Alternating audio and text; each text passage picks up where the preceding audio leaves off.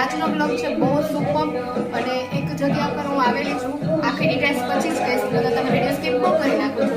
આજે હું એક જગ્યા પર આવેલી છું ને ત્યાં મને જજ તરીકે ઇન્વાઇટ કરેલી છે અને તમને ખબર જ હોય અત્યારે સિઝન હતી મેંગોની કેટલી બધી વેરાયટીઓ હોય, તો આપણે એના માટે મને અત્યારે જજિંગ માટે બોલાવેલી છે.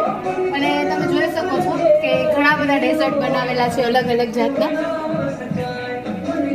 ફર્સ્ટ ઓફ ઓલ મને એનું ડેકોરેશન ખૂબ જ ગમ્યું છે, બહુ જ યુનિક રીતે બનાવેલું છે અને પોતે બધું બાસ્કેટમાં બધું પ્રોપર બનાવેલું છે. અને હું પહેલાં ટેસ્ટ કરીને તમને કહીશ.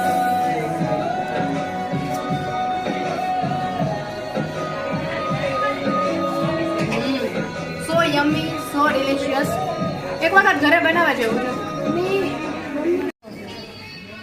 આ ખૂબ યુનિક રીતે બનાવેલું છે. મેંગો ડેઝર્ટ છે, એમાં ઘણું બધું નાખેલું છે. આપણે જસ્ટ ટ્રાય કરીએ પહેલાં.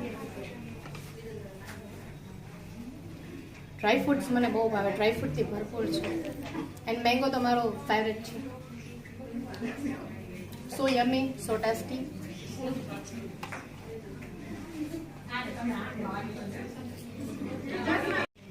લાસ્ટ છે મેંગો ચીઝ કેક, ખૂબ જ યુનિક રીતે બનાવેલું છે, જેમાં મેંગો છે, પલ્પ છે, રસ છે એકદમ અને ચીઝ પણ છે, જે બાળકોને ખૂબ જ ગમે છે. તો આ પણ આપણે ટેસ્ટ કરી જોઈએ. બાળકોને ખૂબ ભાવશે.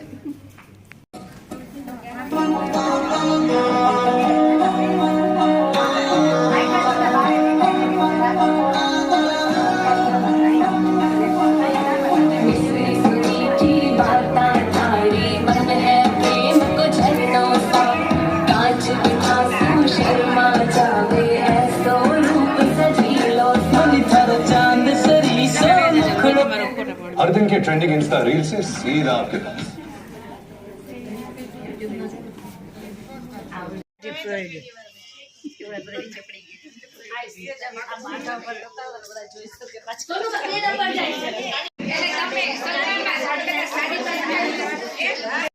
આજે આપણે રજપૂતાના ક્ષત્રિય સહિયર ગ્રુપમાં આવ્યા હતા. ખૂબ જ સરસ પ્રોગ્રામનું આયોજન કરેલું હતું.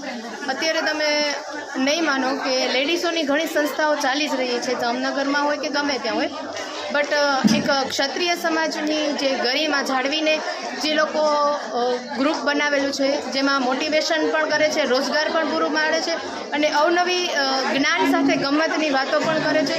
ખૂબ જ મજા આવી. મને આજના આ પ્રોગ્રામ પર ઇન્વિટેશન મળેલું હતું એઝ અ જજ તરીકે. આખો વિડીયો જોવાનું ચૂકશો નહીં. લાઇક, કમેન્ટ, શેર, સબસ્ક્રાઈબ કરવાનું ચૂકશો નહીં. સ્ટાર્ટ. જય માતાજી, મીનાક્ષી. જય માતાજી, મીના સોડા અને રાજપૂતાના શહેર ચલાવી પ્રેસિડેન્ટ છું. અને અમે લોકોએ આજથી આ નવા વર્ષથી આપણે રાજપૂતાના શહેર ચાલુ કર્યું છે.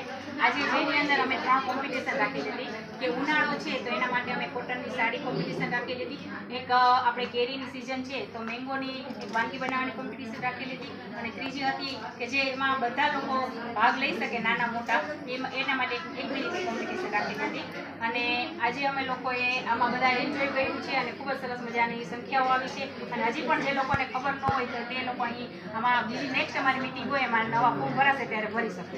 તમારી સંસ્થા કેટલા ટાઈમથી ચાલુ છે જામનગરમાં? સંસ્થા લગભગ 8 વર્ષથી ચાલુ હતી, પણ એમાં કોરોનાના હિસાબે હમણાં અમે 3 વર્ષ માટે સંસ્થા બંધ કરી દીધી કોરોનામાં. પ્રોજેક્ટ તમે કઈ ટાઈપના કરો છો આમાં? અમારા પ્રોજેક્ટમાં બધી લેડીઝોને જે અવનવું બધું લેડીઝોને શીખવા મળે એવી કોમ્પિટિશનો રાખી છે, કે જેવી વાનગી કોમ્પિટિશન કે જેથી બધાને વાનગીઓમાં બધી અવનવી વાનગીઓની ખબર પડે.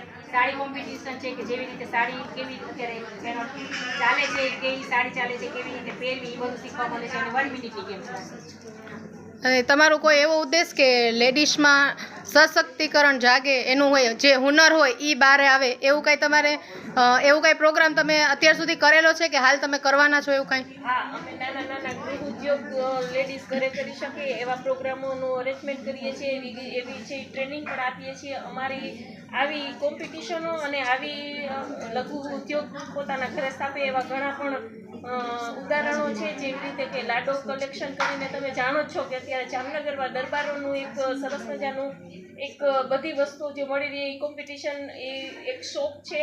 એમાં રજની રોશનીબા કરીને હતા એ લેડીઝ છે એ અહીંથી જ પોતાના એક શોપની શરૂઆત કરી છે. આવા ઘણે સાડીઓ છે એ વેચે છે, નાના નાના પોતે ઉદ્યોગો કરી શકે, ઘણા પાપડ, ઘણા વેફર, ઘણા આવી રીતે અવનવી ઘણી વાનગીઓ બનાવીને પોતાની ઘરે છે એ આવા લઘુ ઉદ્યોગ સ્થાપના કરી શકે છે. અને આમાં ઘણા લેડીઝને મોટિવેશન કરે છે અને સ્ત્રીઓ છે એ પોતાની ગમતની સાથે પોતે ઘણું મેળવી અને ઈચ્છાય છે. એવો મારો ખાસ ઉદ્દેશ છે. તમારી સંસ્થામાં અંદાજે કેટલી લેડીઝો જોડાયેલી છે તમારી સાથે? અત્યારે પ્રોજેક્ટ બીજી વાર ચાલુ કર્યો છે, ત્યારે હજી શરૂઆત છે. અત્યારે છે 150 છે, પણ અમારામાં છે એ 500 સુધીની લેડીઝો હતા. હવે અમે પાછું એક રેટથી પાછું ચાલુ કર્યું છે, કેમ કે ડ્રોપ વચમાં આવી ગયો તો કોરોનાને કારણે. તો હવે પાછું છે એ બધા લેડીઝોએ ઉત્સાહભેર અમને ઘણીવાર અવારનવાર ફોન આવે છે કે અમે દરબારીના લેડીઝો માટે એક એવી સંસ્થા છે જેમાં સંસ્કાર અને સંયમ, સંસ્કાર અને ધૈર્યનું બધી વસ્તુ અહીંયા શીખવાડવામાં આવે છે. તો અમે પાછું એક ચાલુ કર્યું છે. તો હવે ધીમે ધીમે આજ 150થી શરૂ થઈ છે, પણ પછી એકબીજાને કડી જોડીને અમારો ઉદ્દેશ છે કે જેટલા બહેનો આમાં લાભ લે એટલું સારું છે. નારી તું નારાયણી એ આ તમે સાબિત કરીને બતાવ્યું છે. હેડ્સ ઓફ યુ, તમે બધા જે બી કાર્ય કરો છો એમાં તમને પ્રગતિ, ઉન્નતિ મળે તેવા blessing. Thank you so much.